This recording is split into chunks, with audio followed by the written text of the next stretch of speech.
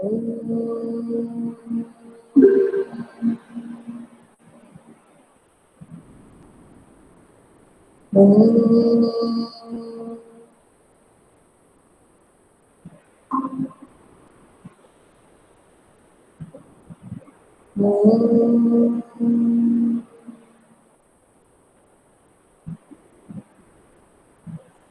Ram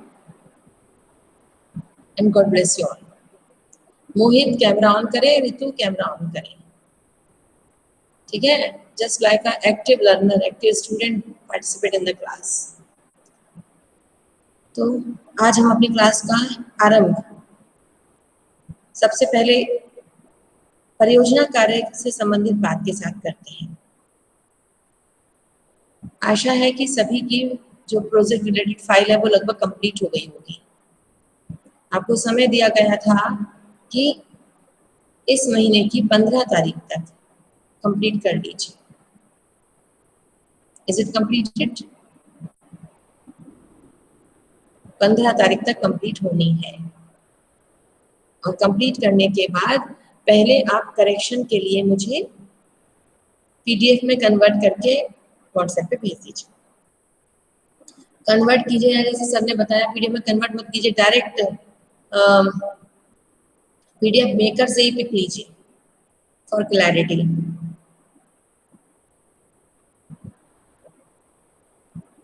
जिससे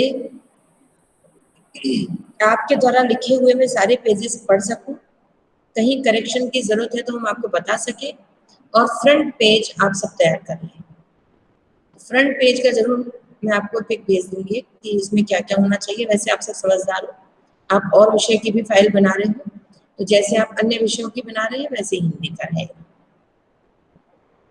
विद्यालय का नाम, सत्र, विषय, विषय शीर्षक, ठीक है, और मार्गदर्शक में हमारा नाम आ जाएगा और प्रस्तुतकर्ता में आपका नाम आ जाएगा, ठीक है? इस तरह से कंप्लीट कर लीजिए। और बाकी कोई और सवाल पूछना हो तो बताइए।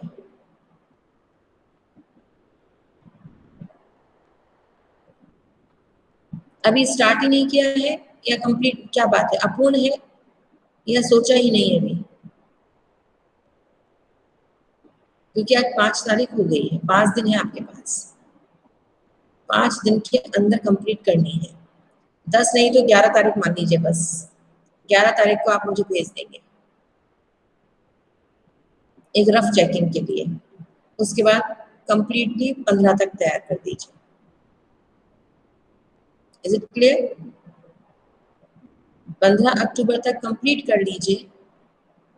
मैटर करेक्शन के लिए पहले भेज दीजिए, 11 से 15 के बीच में मैटर करेक्शन के लिए भेज दीजिए। जल्दी से जल्दी तैयार कर दीजिए। और कोई प्रश्न पूछना तो बताइए जल्दी से, हम दूसरी बात पर चलें। नरेंद्र, आप पिछली 2-3 क्लासेस में नहीं थे,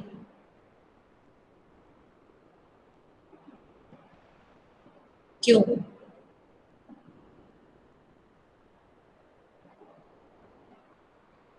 बताओ क्यों नहीं आ पा रहे थे? तबीयत वगैरह ठीक है? यस मैम, तबीयत ठीक। फिर मन से नहीं आ रहे थे कि घर के काम में कहीं बिजी, कोई व्यस्तता? ओके, चलो ठीक है। अब मिस नहीं करना क्लासेस, है ना? ठीक है, please try to be regular. Okay, और कोई सवाल किसी को? नो? चलिए, अब आरोह पुस्तक के अंतर्गत हमारा कौन सा चैप्टर रिमेनिंग है, कौन सा चैप्टर कंप्लीट करने बचा है? पहले गद्य खंड में बताएं।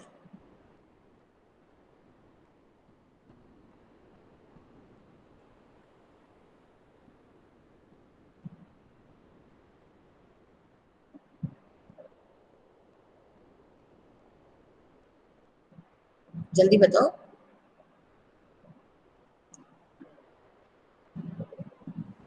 मैम, स्पीति में बारिश। ओके, और बस ठीक है। काव्य में बताइएगा।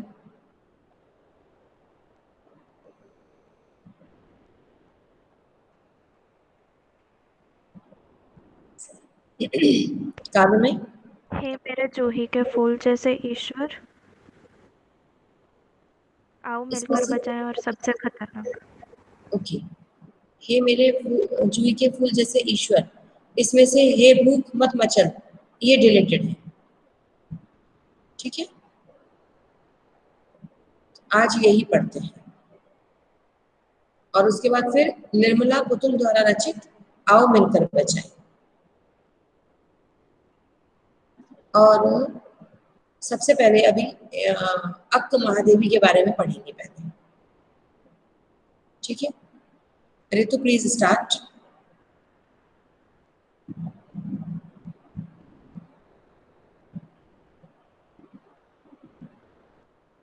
और याद रहे ये हमारा बस अब आई थिंक एक चैप्टर और रह गया है। और वितान में बेबी हालदार, आलो आंधरी, है ना। बस इसके पढ़ने के बाद आप सभी बच्चे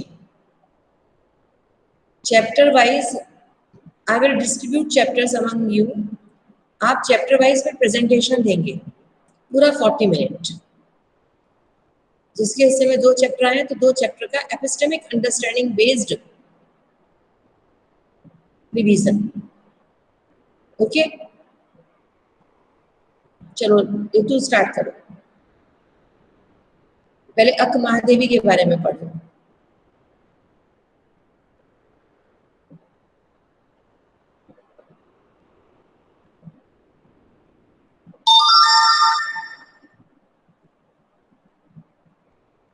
Ritu has left the meeting and Sudhanshu has joined the meeting.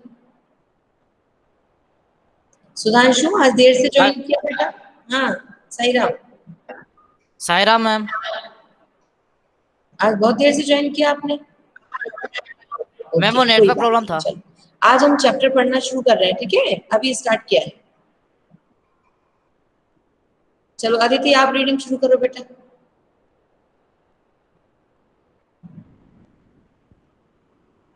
12वीं सदी कर्नाटक के उडुतरी गांव जलाशय गांव। इनकी प्रमुख रचनाएं हैं हिंदी में वचन सौरभ नाम से, अंग्रेजी में स्पीकिंग ऑफ शिवा। इतिहास में वीर शैव आंदोलन से जुड़े कवियों रचनाकारों की एक लंबी सूची है। अक्क महादेवी इस आंदोलन से जुड़ी एक महत्वपूर्ण कवयित्री थीं। चन्न मल्लिकार्जुन देव यानी शिव इनके आराध्य थे। बसवन्ना और अल्लामा प्रभु इनके समकालीन कन्नड़ संत कवि थे। कन्नड़ भाषा में अक्क शब्द का अर्थ बहन है। अक्क महादेवी अपूर्व सुंदरी थी। एक बार वहां का स्थानीय राजा इनका अद्भुत अलौकिक सौंदर्य देखकर मुग्ध हो गया तथा उनसे विवाह हेतु इनके परिवार पर दबाव डाला। अक्क महादेवी ने विवाह के लिए राजा के सामने 3 शर्तें रखीं। विवाह के बाद राजा ने उन शर्तों का पालन नहीं किया, इसलिए महादेवी ने उसी क्षण राज परिवार को छोड़ दिया। पर अक्क ने जो इसके आगे किया वह भारतीय नारी के इतिहास की एक विलक्षण घटना बन गई, जिससे उनके विद्रोही चरित्र का पता चलता है। सबसे चौंकाने और तिलमिला देने वाले तथ्य यह है कि अक्क ने सिर्फ राजमहल नहीं छोड़ा, वहां से निकलते समय पुरुष वर्चस्व के विरुद्ध अपने आक्रोश की अभिव्यक्ति के रूप में उन्होंने वस्त्रों को भी उतार फेंका। वस्त्रों को उतार फेंकने केवल स्त्री का त्याग नहीं, बल्कि एकांगी मर्यादाओं और केवल स्त्रियों के लिए निर्मित नियमों का तीखा विरोध था। स्त्री केवल शरीर नहीं है, इसके गहरे के साथ महावीर आदि महापुरुषों के समक्ष खड़े होने का प्रयास था। इस दृष्टि से देखें तो मीरा की पंक्ति तन की आस कबहू नहीं कीनी जिव रणमाही सुरो अक पर पूर्णतः चरितार्थ होती है। अक्क के कारण शैव आंदोलन से बड़ी संख्या में स्त्रियां जुड़ी और अपने संघर्ष और यातना को कविता के रूप में अभिव्यक्ति दी। इस प्रकार अक्क महादेवी की कविता पूरे भारतीय साहित्य में इस क्रांतिकारी चेतना का पहला सर्जनात्मक दस्तावेज है और संपूर्ण स्त्रीवादी आंदोलन के लिए एक अजस्त्र प्रेरणा स्रोत है भी। आरंभ करते हैं अजस्त्र। यहाँ इनके दो वचन अजस्त्र एक शब्द है ना, अजस्त्र प्रेरणा स्रोत, माने कभी न चुकने वाला, कभी न समाप्त होने वाला, सतत प्रेरणादायी। ठीक है, यस, आगे पढ़ो। यहाँ इनके दो वचन लिए गए हैं। दोनों वचनों का अंग्रेजी में अनुवाद केदारनाथ सिंह ने किया है। प्रथम कविता या वचन में इंद्रियों पर नियंत्रण का संदेश दिया गया है। यह उपदेशात्मक न होकर प्रेम भरा मनुहार है। दूसरा वचन एक भक्त का ईश्वर के प्रति पूर्ण समर्पण है। चन्नमल्लिकार्जुन की अनन्य भक्त अक्क महादेवी उनके अनुकंपा के लिए हर भौतिक वस्तु से अपनी झोली खाली रखना चाहती हैं। वह ऐसी निष्प्रय स्थिति की कामना करती हैं जिससे उनका स्व या अहंकार पूरी तरह से नष्ट हो जाए। यस, तो अभी आपने खास बात यहाँ जाना, यहाँ आपको पता चली, वो है एक नया नाम चन्नमल्लिकार्जुन। चन्नमल्लिकार्जुन की भक्त थी अक्क महादेवी, जैसे मीराबाई श्री कृष्ण की अनन्य उपासिका थी। इस पाठ का एक महत्वपूर्ण प्रश्न है कि अक्क महादेवी को कन्नड़ की मीरा कहा जाता है। ठीक है, कन्नड़ भाषा में है ना, जिस तरह से उन्होंने भगवान शिव के प्रति अपनी भक्ति, अपना समर्पण और सर्वस्व त्याग, जैसे मीराबाई ने राजघराने की परवाह नहीं की थी। हर प्रकार का सुख ऐश्वर्य उनके पास था, लेकिन भगवान कृष्ण की भक्ति के लिए उन्होंने सब कुछ त्याग दिया। वैसे ही अक्क महादेवी ने भी अपना घर परिवार सब त्याग दिया, और यहाँ तक कि अक्क महादेवी ने एक और बात उसमें जोड़ी, वो थी कि लोग उस समय, क्योंकि आज का समय नहीं था, आप जब भी किसी चैप्टर को पढ़े ना, जिस समय वो चैप्टर लिखा गया होगा उस समय की सामाजिक परिस्थितियों पर थोड़ा सोचना पड़ेगा। उस समय महिला को, स्त्री को केवल मात्र भोग की वस्तु या आवश्यकता पूर्ति के निमित्त माना जाता था, कि बस स्त्री को विवाह करके ले आए, अब उसका दायित्व है पर्दे में रहना, घूंघट में रहना, मर्यादाओं में रहना, परिवार की समस्त आवश्यकताओं की पूर्ति के लिए अपना जीवन दे देना। इसके अलावा स्त्री की अपनी कोई इच्छा, अपना कोई वर्चस्व नहीं था। हर जगह नहीं, लेकिन अधिकांशतः। तो स्त्री वर्चस्व की आवाज उठाते हुए और भगवान शिव की भक्ति करते हुए अक्क महादेवी ने अपनी आवाज को बुलंद किया। ठीक है, इसमें उन्होंने एक और बात बताई कि अक्क महादेवी का संपूर्ण समर्पण शिव के प्रति तो था ही, उन्होंने एक और गुहार लगाई, एक और प्रार्थना की। इसमें एक शब्द आया मनुहार। मनुहार मतलब होता है प्रेम पूर्ण आग्रह, प्यार से भरी हुई एक रिक्वेस्ट। क्या मनोहार लगाई? वो कहती हैं कि अभी आप जब चैप्टर पढ़ेंगे तो जानेंगे, ये भूख मत मचने में उन्होंने कहा है कि यदि मैं भीख मांगू तो कोई देना। हे ईश्वर, यदि मैं किसी के आगे अपनी झोली फैलाऊं, मैं भीख मांगू, तो मेरी आपसे ये प्रार्थना है कि कोई मुझे भीख दे नहीं, मुझे भीख ना मिले। और अगर मुझे भीख मिल भी जाए तो क्या हो, तो वो मेरी झोली से नीचे गिर जाए, मेरी झोली जो है ना वो फट जाए, और वो जो मिला हो दान वो नीचे गिर जाए। अगर मैं नीचे गिरी हुई वस्तु को उठाने का प्रयास करूं तो कोई कुत्ता आए और उसे झपट के ले जाए। तो सवाल ये उठता है, तो उन्होंने भीख मांगी क्यों? जब उन्हें चाहिए ही नहीं है, उनको अब चाहिए ही नहीं, वो कह रही है मिले तो गिर जाए, गिरे और उठाऊं तो कुत्ता ले जाए, तो मांगा क्यों? वो ये बताना चाहती हैं कि कुछ मूलभूत आवश्यकताएं मानवीय शरीर से जुड़ी हुई हैं। ईश्वर ने ये शरीर दिया है तो भूख तो लगेगी, ईश्वर ने ये शरीर दिया है तो क्रोध भी आएगा, ईर्ष्या भी होगी। लेकिन वो भगवान से प्रार्थना करती हैं कि जिन कारणों से मेरा मन आपसे दूर हो और भौतिक वस्तुओं में जुड़े, ऐसी सारी वस्तुओं को मेरी जिंदगी से गायब कर दो, हटा दो, है ना। तो एक अलग तरह की कविता है और अलग तरह की कवित्री है ये। मीराबाई तो सिर्फ यही कहती हैं कि श्याम माने चाकर राखो जी। ये चाकरी तो करना चाहती हैं, लेकिन इनके ध्यान में जो बाधक होगा उस सब को भगवान से दूर करने का भी प्रेम पूर्ण आग्रह करती है। ठीक है। और अभी आपने देखो पाठ में जाना, बहुत सुंदर थी, अपूर्व सुंदरी थी, बहुत सुंदर थी। इनके सौंदर्य से ही आकर्षित होकर राजा ने इन्हें अपनी पटरानी बनाने का, इनसे विवाह करने का निर्णय लिया था। लेकिन अब उनकी जो भी शर्तें थी, शर्तें तो हमें नहीं पता, लेकिन जो भी शर्तें थी, तो इंटरफेरेंस नहीं चाहिए था, भगवान के मार्ग में बाधा नहीं चाहिए थी, भले वो बाधा स्वयं पति ही क्यों ना हो, स्वयं राजा ही क्यों ना हो, सब छोड़ दिया था उन्होंने। ठीक है। तो अब इनके द्वारा रचित कविता पढ़ते हैं। मोहित कविता का वाचन कीजिए।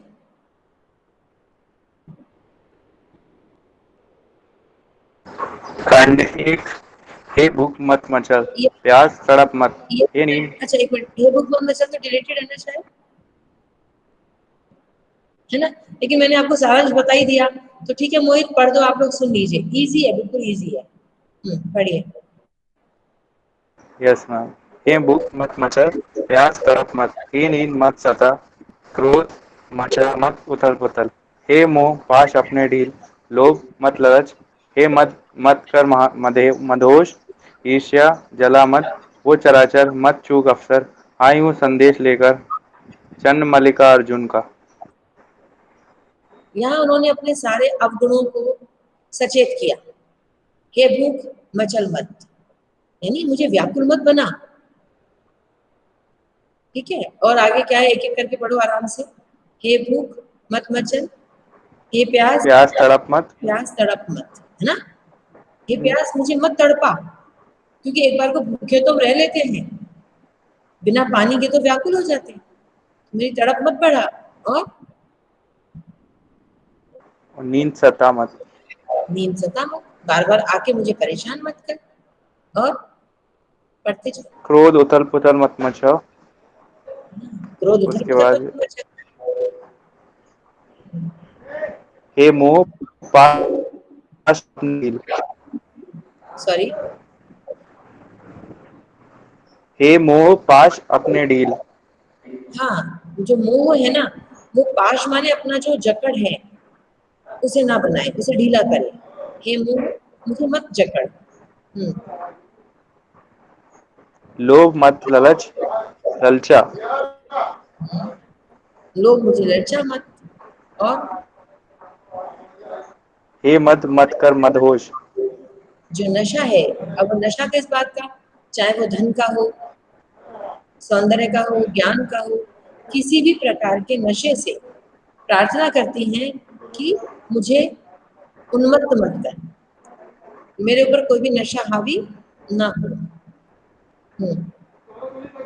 ईर्ष्या जला मत,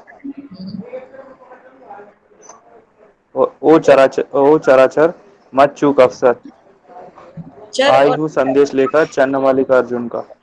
चर और अचर, चर माने जो कैसे हैं? चर का मतलब क्या होता है? जो चलायमान है, जो सजीव है। अचर जो निर्जीव है ना। इस संसार के चर अचर सभी से प्रार्थना करती हैं कि मैं आप सभी के पास भगवान शिव का संदेश लेकर आई हूं कि आप मुझे मत सताओ। ये मेरे सारे अवगुण मुझे व्यथित ना करें, मुझे मेरे धर्म पथ से, कर्तव्य पथ से ना हटाएं। क्लियर? ठीक है, इज इट ओके? तो इसे हमने सिर्फ पढ़ लिया। अब अगला वाला अगली वाली पोएम पढ़ते हैं। यस, ऋतु पढ़ोगे?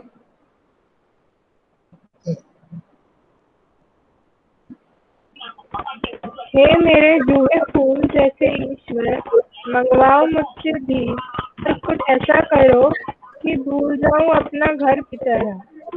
डोली फैलाऊं और लाए भी, कोई हाथ बढ़ाए कुछ देने को तो वह गिर जाए नीचे। और यदि मैं झुकूं उठाने तो कोई कुत्ता आ जाए और उसे झपट कर छीन ले मुझे। ठीक है, अभी मैंने आपको सारांश में बता ही दिया।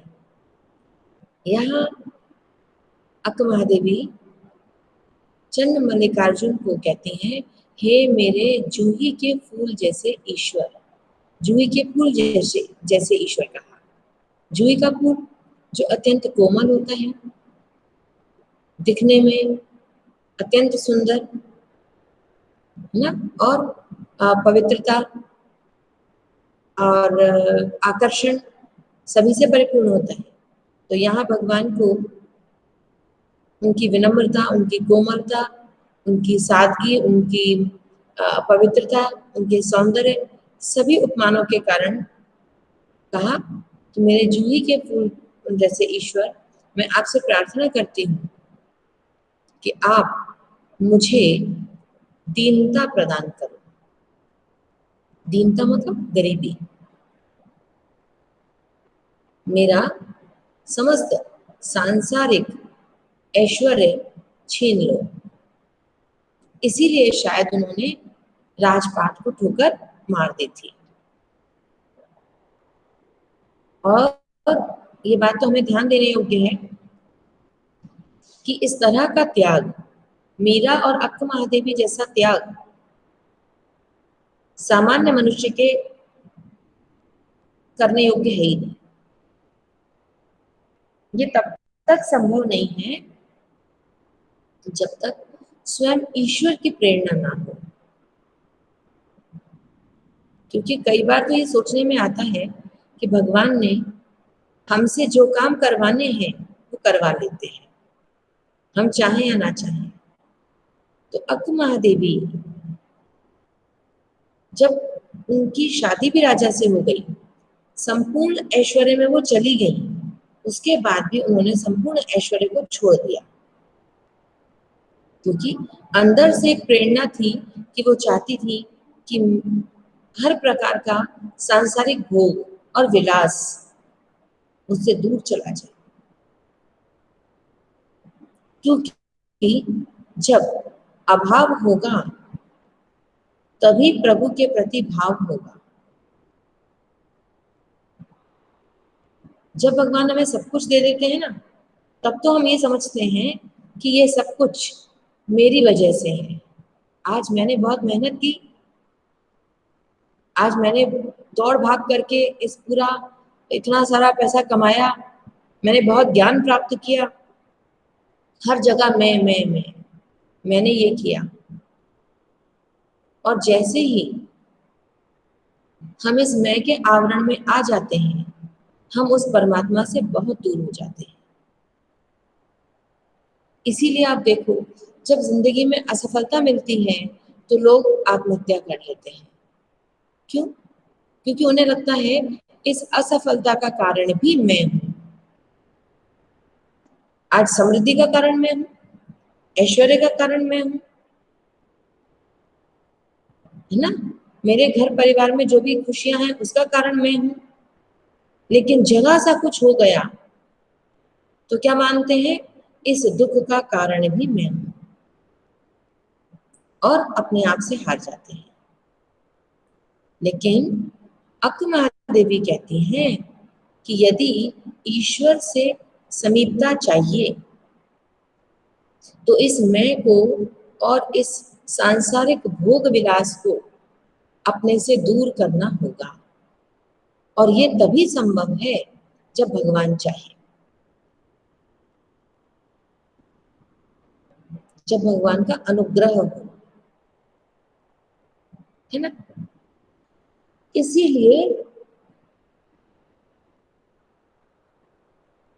इसीलिए अक्क महादेवी भगवान से प्रार्थना करती हैं कि हे प्रभु, मुझे गरीबी दो, मुझे दीनता दो,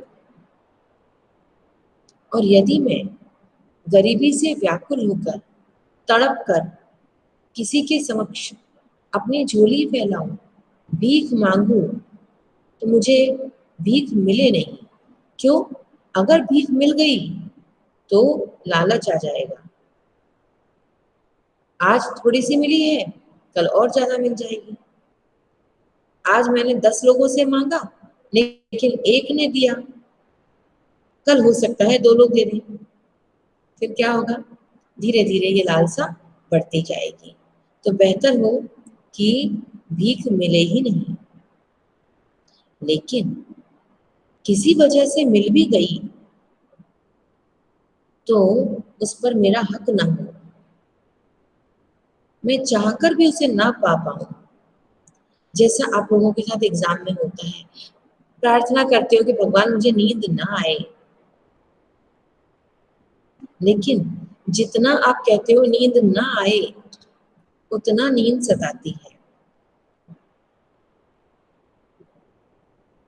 जितना चाहते हो कि मानसिक थकान ना हो, उतना मन घबराता है।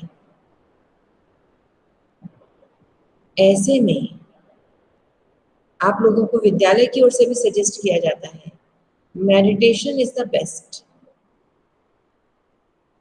जब हमारे हाथ में कुछ ना हो, हम कुछ नहीं कर पा रहे हैं, अपने मन को शांत नहीं कर पा रहे हैं, बेचैनी व्याकुलता बहुत है, प्रिपरेशन करने के लिए बहुत टाइम है, लेकिन कैसे करूं, इस विचार में ही पूरा समय निकाल दिया, मुझसे तो होगा नहीं। खास तौर से जिस सब्जेक्ट से आपको फियर है, चाहे वो फिजिक्स हो, चाहे केमिस्ट्री हो, चाहे हिंदी हो, चाहे अकाउंटेंसी हो, चाहे हिंदी क्यों ना हो, जिस सब्जेक्ट से आपको भय है, आपको लगता है ये मुझसे नहीं होगा, और फिर वो आपसे होता ही नहीं है। अतः अक्क महादेवी भगवान से निवेदन करती हैं, हे प्रभु, मैं लालच के वशीभूत ना हूं,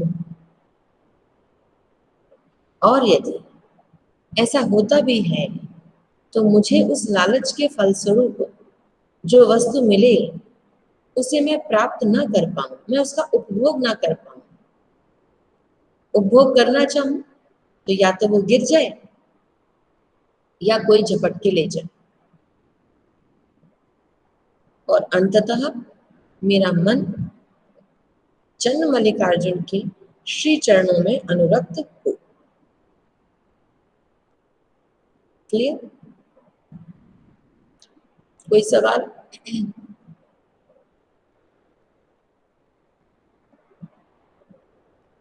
अब तक कोई भी क्रिटिकल क्वेश्चन भी आ रहा हो, ऐसा क्यों?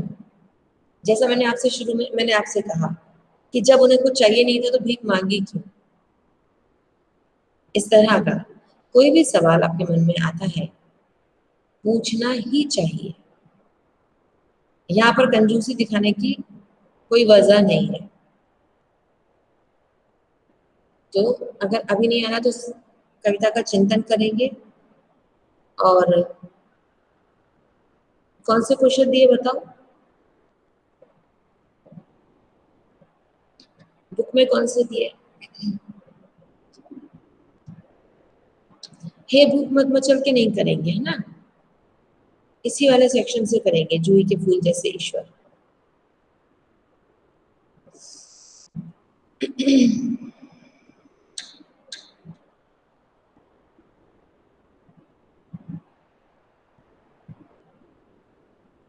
क्वेश्चन नहीं है क्या इसमें से?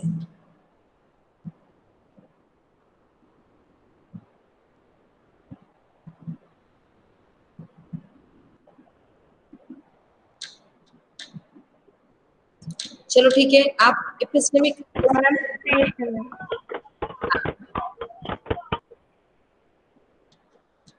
ओके, इस कविता का सारांश जैसा अपने अनुसार इसका भाव लिख लीजिए, भाव सौंदर्य, ठीक है।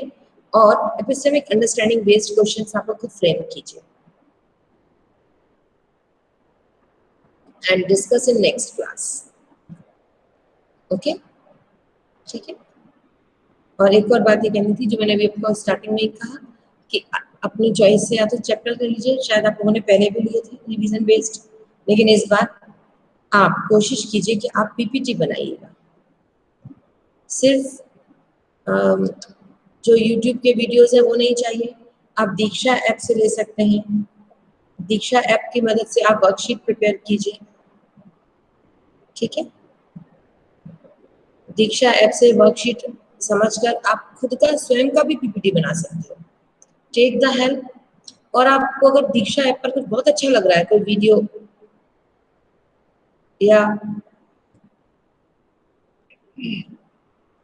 या वर्कशीट आपको बहुत अच्छी लग रही है अगर दीक्षा ऐप पे, आप वो भी शेयर कर सकते हो, ठीक है। Is it clear? तो कोशिश करें आप स्वयं प्रयास करके बनाएं, चाहे आप 4 स्लाइड बनाएं, जरूरी नहीं है कि आप 20-25 स्लाइड बनाएं। आप अकॉर्डिंग टू योर कंटेंट आप भले 4 या 5 या 6 स्लाइड बनाएं बस, ठीक है। प्लीज सेलेक्ट द चैप्टर्स और व्हाट्सएप पर आप मुझे भेजेंगे। गद्य, काव्य, वितान कहीं से भी ले सकते हैं आप। एक गद्य का, एक काव्य का, एक वितान का, ऐसे भी। Choice is yours. Now we will start revision. जल्दी से कंप्लीट हो जाए हमारा चैप्टर। एक अभी एक चैप्टर आलो अंजलि वो कंप्लीट कर ले, और इसके बाद अभी अक्मादेवी के बाद निर्मला पुतुल वो और पढ़ लें। उसके बाद रिवीजन आप लोगों का प्रेजेंटेशन स्टार्ट करेंगे, ठीक है। Is it okay? चलो शांति पाठ करते हैं। कोई प्रश्न पूछना हो तो पहले बता दीजिए। प्रोजेक्ट वर्क कंप्लीट कीजिए, तब तक हमारे ये चैप्टर्स कंप्लीट हो जाएंगे, है ना। उसके बाद फिर आपका प्रेजेंटेशन शुरू हो जाएगा। पहले जल्दी से प्रोजेक्ट यानी अपने परियोजना पर अपना ध्यान एकाग्र कर लीजिए। उसके बाद आज चैप्टर सेलेक्ट कर लीजिए बस। प्रेजेंटेशन में पीपीटी बनाना ये बाद में कर लेना, पहले परियोजना कार्य अपना कंप्लीट कर। डन, ठीक है। और कोई क्वेरी हो, कोई क्वेश्चन हो तो प्लीज कॉल मी। चलो शांति पाठ करते हैं।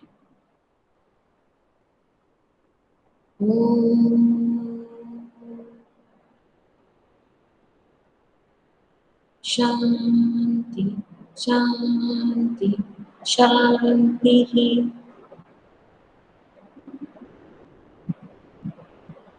Sai Ram, God bless you all. Thank you ma'am.